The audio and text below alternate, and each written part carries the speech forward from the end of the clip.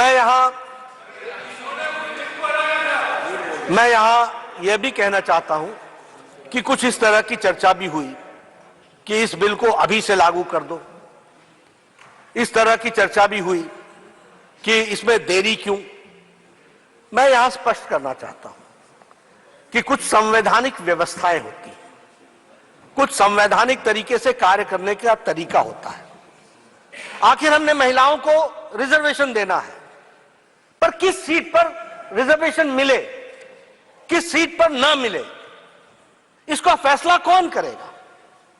इसका फैसला सरकार नहीं कर सकती, एक कौसा जुडिशियल बॉडी करती है। उसको नॉमिनेट करना पड़ता है, उसको नॉमिनेट करना पड़ता है, उसको फिर वो, अब मैं अगर सरकार में हूं और मैं वायनाड को अगर रिजर्व कर दूं तो, अमेठी को कर दूं तो, अगर मैं अमेठी को कर दूं तो, अगर मैं रायबरेली को कर दूं तो, ये इसके लिए दो चीजें आवश्यक है। कालबुर्गी को कर दूं तो इसके लिए दो चीजें आवश्यक है। पहला कि सेंसस हो, जनसंख्या हमारे सामने आए, और उसके साथ साथ फिर public hearing, quasi judicial body के माध्यम से पब्लिक हियरिंग हो, सीट्स निकाली जाए, नंबर निकाला जाए, और उसको निकालने के बाद उसको आगे बढ़ाया जाए। मैं यहां यह भी कहना चाहूंगा कि कुछ लोग कह रहे हैं कि सीटों में आप बढ़ा दोगे। अरे सीटें अगर बढ़ेंगी तो 33% भी तो बढ़ करके आएगा। इतना तो सिंपल मैथमेटिक्स समझना चाहिए। 33% तो बढ़ी हुई सीटों का भी होगा, आपको उसमें भी स्थान मिलेगा।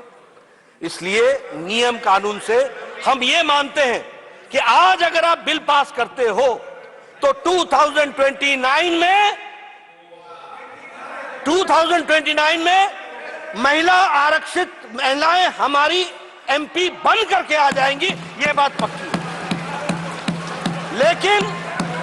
लेकिन अगर आप आज पास नहीं करते हो तो 2029 में भी नहीं आना, यह भी तय है। इसको भी हमको समझ लेना चाहिए।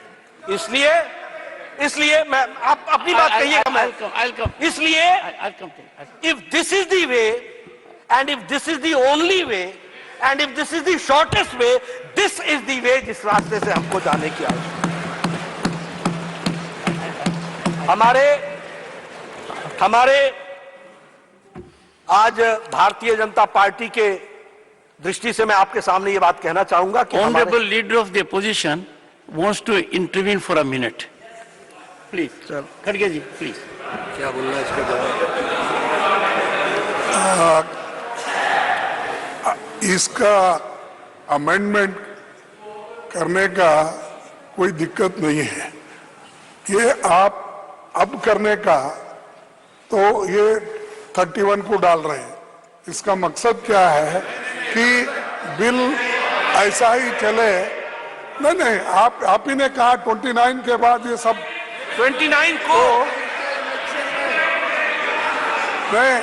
मैं सर, जब पंचायत में रिजर्वेशन के लिए होता है, जिला पंचायत का होता है, तो ये वुमन रिजर्वेशन का क्यों नहीं होता? आज करो। और मैं एक कबीर का दुआ सुनाता हूँ, कल करने का आज करो, आज करने का अब करो, और फिर तो पल में प्रलय होगा तो फिर करेंगे कब? पल में प्रलय होगा तो फिर करेंगे कब? मिस्टर नड्डा, तो इसीलिए आप आज कीजिए, वी आर रेडी। वो इलीगल नहीं होता, जुडिशरी नहीं होता, कुछ नहीं।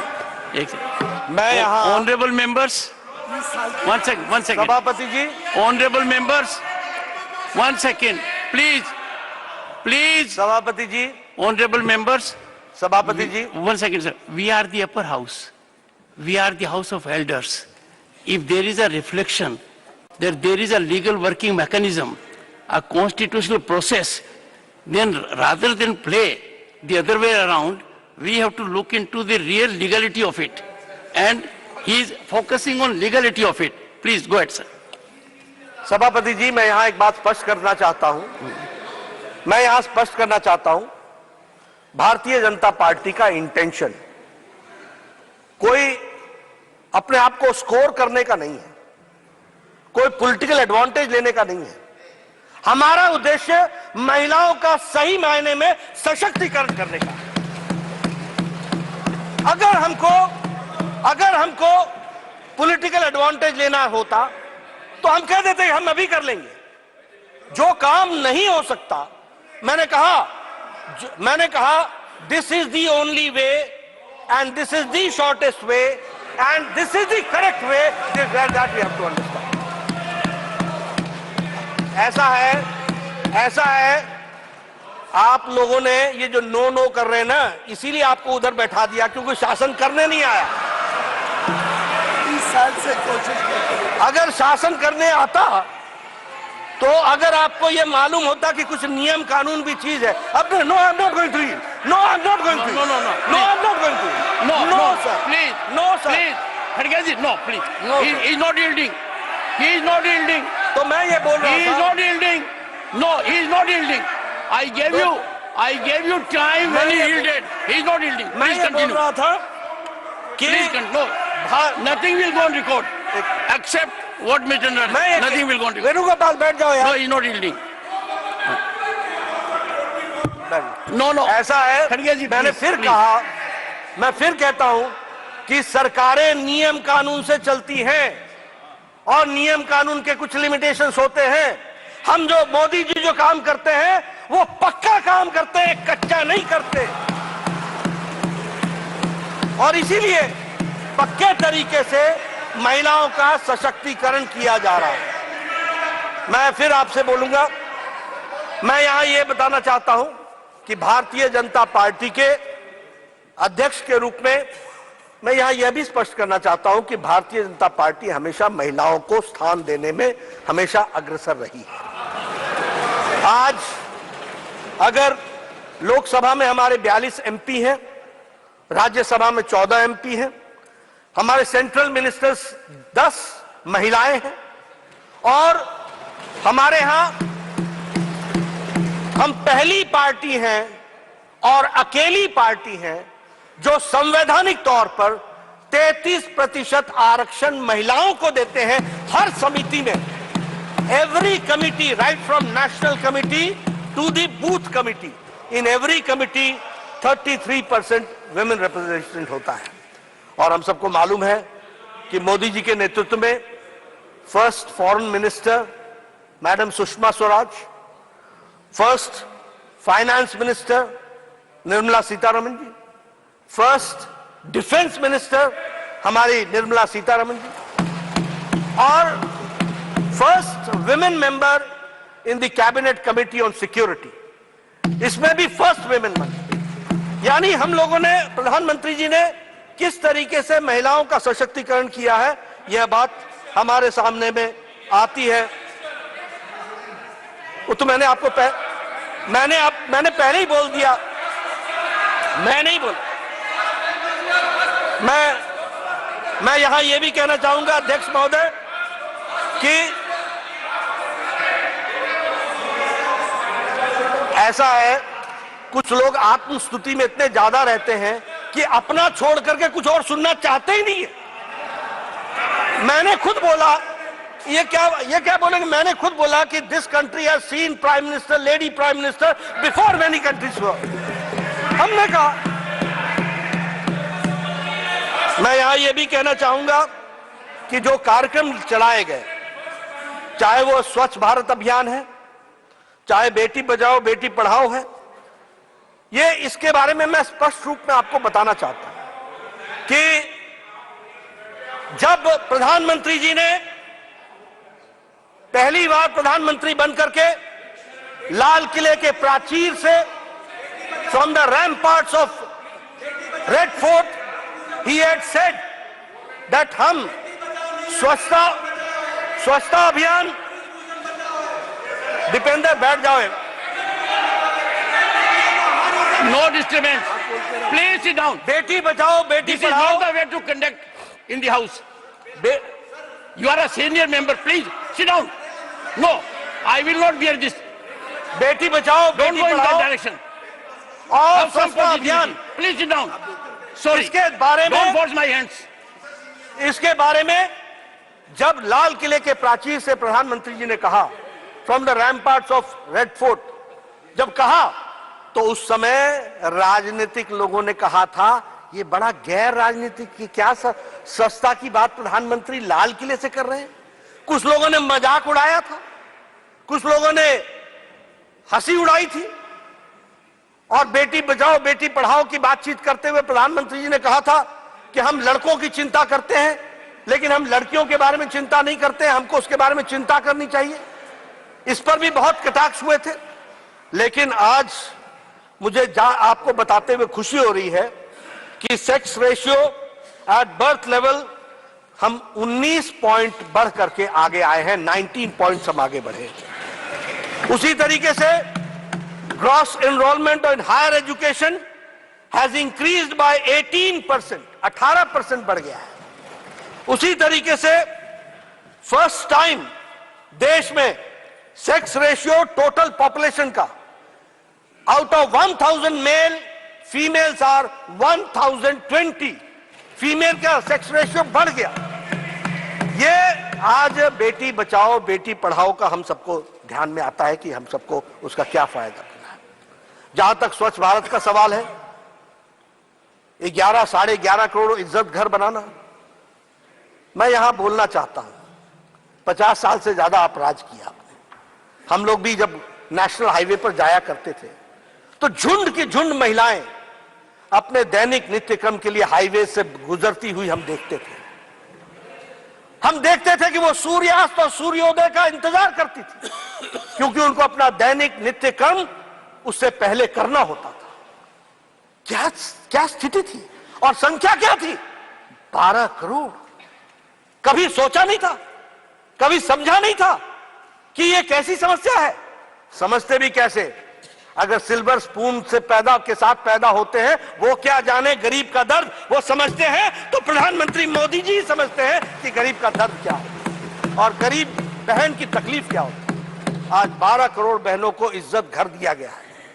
12 करोड़ बहनें जब हम बोलते हैं तो 12 करोड़ चिल्ड्रन भी साथ में जुड़ते हैं, 12 करोड़ फैमिलीज भी साथ में जुड़ती हैं। किस तरीके का उनके साथ बर्ताव होता था, क्या क्या उसके साइड इफेक्ट बैड इफेक्ट्स होते थे, वो सब हम सबको मालूम है।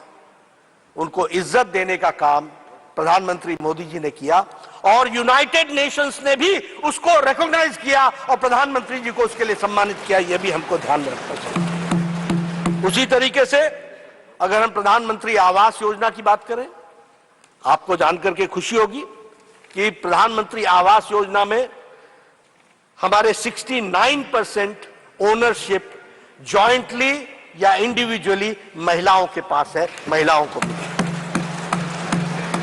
एलपीजी गैस कनेक्शन, मैं हिमाचल के गांव से आता हूं, मुझे मालूम नहीं कि आप लोगों ने गांव को कितना देखा होगा, लेकिन हमारे यहां गांव में बहनें सुबह 4 बजे उठती थी, जंगलों में जाती थी, पेड़ों पर चढ़ती थी, लकड़ी काटती थी, लकड़ी का बोझा लेकर के आती थी, सुबेरे उस लकड़ी को जलाती थी। और लकड़ी, कच्ची लकड़ी को जलाना कितना कठिन काम है और कितना धुआं निकलता है उसमें से, उसका अंदाजा लेना चाहिए। आंखों से पानी आ जाता था, फेफड़े खराब हो जाते थे। इस तरीके का जीवन जीती थी हमारी बहनें। आज एलपीजी गैस कनेक्शन के कारण, और एलपीजी गैस कनेक्शन की जब मैं बात करता हूं तो उसकी भी संख्या 9 करोड़ से ज्यादा है, यानी 9 करोड़ लोग, 9.58 करोड़ बहनें जिनको एलपीजी गैस का कनेक्शन दिया गया और उसके माध्यम से उनको आज वो 5 मिनट के अंदर पतिदेव को भी चाय पिलाती हैं, घर को संभालती हैं और उनका एम्पावरमेंट हुआ है, उनका सशक्तिकरण हुआ है। यह परिस्थिति आकर के खड़ी हुई है। अगर मैं बात करूं जल जीवन योजना के बारे में, मुझे याद है पहाड़ों में बहनें 2-2 किलोमीटर नीचे पहाड़ से उतरकर पानी लेने के लिए, एक घैला पानी लेने के लिए 2-2 घंटे लगाती थी। नीचे जाना, पानी लाना और फिर चढ़ाई चढ़ करके घर पहुंचना। ये परिस्थिति हमने देखी है। आज जल जीवन मिशन में 10 करोड़ घरों को और 68% हमारा पानी का कनेक्शन का कवरेज दिया जा रहा है। मुद्रा योजना 70% लोन्स उसमें सैंक्शन हुए। ट्रिपल तलाक एक सामाजिक बुराई, और उसमें भी मैं बता दूं, जो आकाएं लंबे समय तक राज करते रहे उनको मालूम होना चाहिए, there is no triple talaq in Bangladesh, there is no triple talaq in Pakistan, there is no triple talaq in Iran, there is no triple talaq in Iraq, there is no triple talaq in Syria, there is no triple talaq in Indonesia. ये सब मुस्लिम और Muslim dominated देश रहे, लेकिन हमारा Bharat triple तलाक चला हुआ था। सुप्रीम कोर्ट ने कह रखा था, उसके बावजूद भी क्यों? क्योंकि हम माइनॉरिटी की पॉलिटिक्स करते थे, अपीजमेंट की पॉलिटिक्स करते थे, ये वोट बैंक की पॉलिटिक्स करते थे। ये प्रधानमंत्री मोदी जी की इच्छा शक्ति थी। आज ट्रिपल तलाक खत्म हो गया और मुस्लिम महिलाओं को इज्जत से जीने का अगर अधिकार दिया तो प्रधानमंत्री मोदी जी ने दिया। उसी तरीके से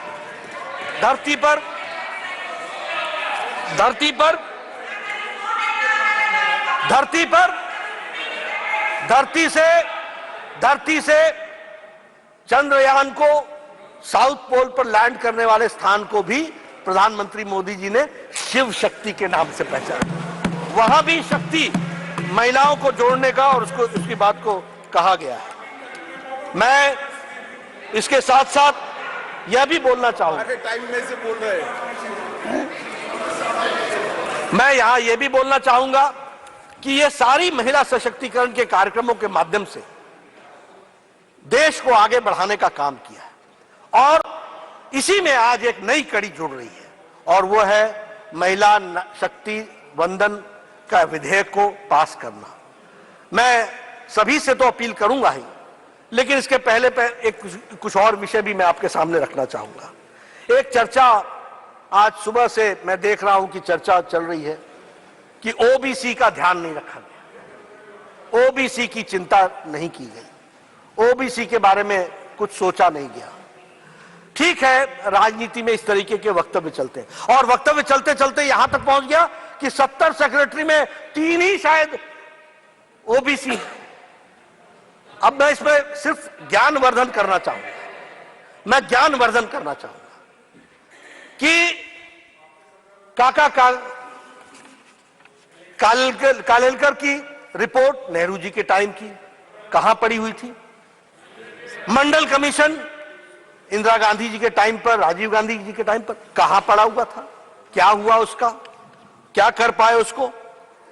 1992 में सुप्रीम कोर्ट ने कहा कि आप सर्विसेज में ओबीसी को रिजर्वेशन दीजिए, और 1995-96 में एससी, एसटी और ओबीसी कैटेगरी सर्विसेज में जुड़ी और ऑल इंडिया सर्विसेज में जुड़ी। अब आप बताइए कि आज सेक्रेटरी के एम्पैनलमेंट का जो कट ऑफ ईयर है वो है 1992। जो सेक्रेटरीज हैं वो 1992 बैच के नीचे के लोग हैं, पहले के लोग हैं। अब मैं आपसे पूछता हूं कि 2004 से 2014 तक कितने सेक्रेटरी ओबीसी थे और कहां थे वो ओबीसी के सेक्रेटरी, किस क्राइटेरिया में थे? जरा हमको इसका ज्ञानवर्धन कीजिए। देखिए, मैं बार बार बोलता हूं, लीडर को लीडर बनना पड़ेगा, ट्यूटर से नहीं चलता काम।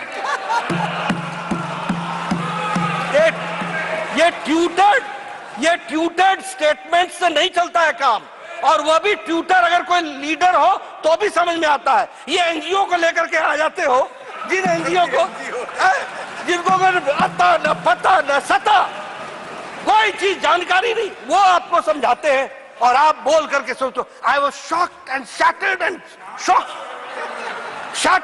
शॉक्ड। अरे भाई, शौक तो लगना ही था, जब पढ़ना ही नहीं पूरा तो शौक ही लगेगा, और क्या होगा? ये परिस्थिति आकर के खड़ी होती है। लेकिन मैं यहां ये बताना चाहूंगा,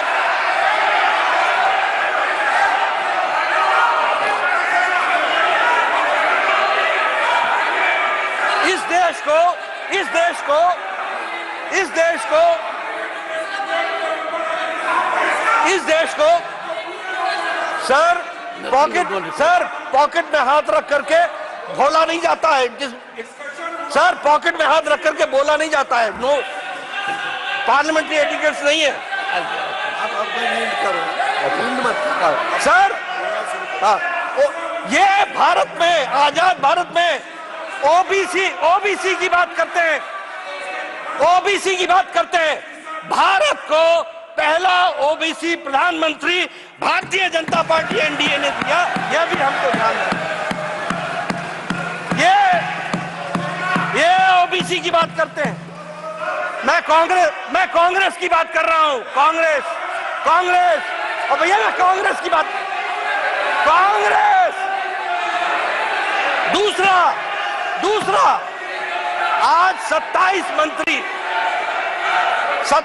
मंत्री ओबीसी के हैं। 27 मंत्री और हमारे एमपीज। मैं सर कांग्रेस की बात कर रहा हूं, उनकी बात नहीं कर रहा हूं। देवेगौड़ा जी हमारे हैं।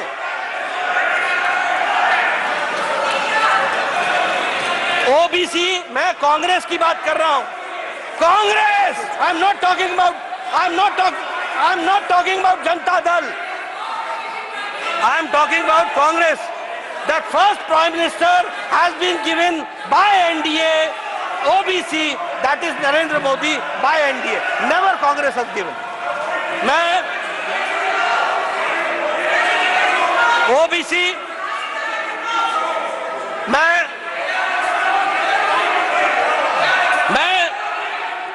आउट ऑफ 303 बीजेपी के एमपी हैं। 303 में 85 यानी 29% हमारे एमपी ओबीसी के हैं। यह भी हमको ध्यान में रखना चाहिए। उसी तरीके से 1358 एमएलए में 27% ओबीसी के हैं, 27%। आउट ऑफ 163 हमारे एमएलसी जो हैं उसमें 40% ओबीसी के हैं।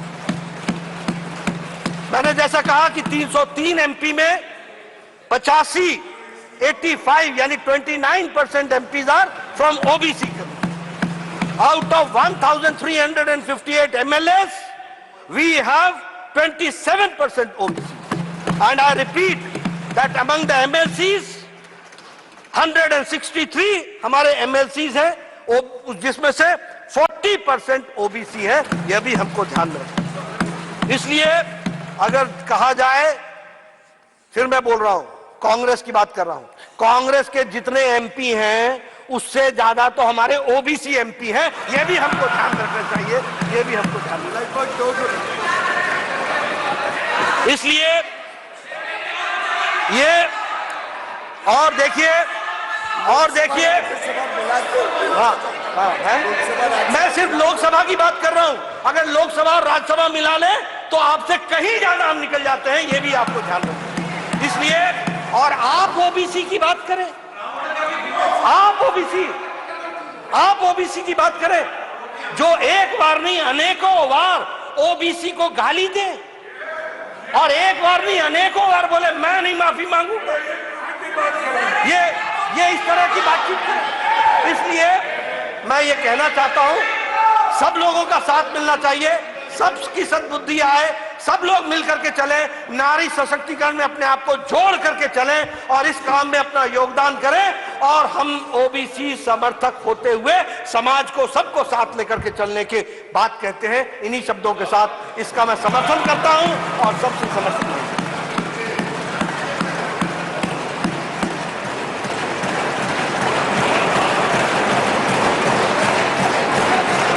सुश्री Dola Sen, ma'am 9 minutes. Thank you, Chairman, sir, for allowing me to speak on women reservation in my mother tongue, Bangla. And thanks to my party, All India Trinamool Congress, and my respected leader, Honorable Mamata Banerjee, for giving me chance to be in the Council of States Rajya Sabha for the third term so that I gain chance to take part in policy making debates over here. 9.5 বছর রাজত্ব করার পর হঠাৎ 24-এর লোকসভা ভোটের প্রাক্কালে women reservation নিয়ে সংবিধান সংশোধনে বর্তমান শাসক দল দৌড়াদৌড়ি শুরু করেছে। কাল রাত প্রায় 10টা পর্যন্ত লোকসভা চলেছে, আজও রাজ্যসভা তাই হবে বোধহয়। बुरा मत मानिएगा, बांग्ला में एक कहावत है, वोट बड़ो बालाई। इलेक्शन की कंपल्शन है भाई। somehow opposition unity and India alliance নিয়ে treasury bench is worried। তাই ইলেকশন স্টান্স আসছে পরপর। নতুন পার্লামেন্ট ভবন উদ্বোধন হলো। हमारा तो आदत ही हो गया था कि प्रधानमंत्री जी पार्लियामेंट आते हैं, लेकिन संसद हाउस के अंदर बहुत कम आते हैं, हाउस के अंदर बोलते और भी कम। वो दुख भी इस बार पहले 2 दिन में 4 बार सुनने के बाद चले गए। और विमेन रिजर्वेशन को लेकर नारी शक्ति बंधन बोल के पास कराना है। We will appreciate, better late than never. 9.5 साल ही सही, थोड़ा बिल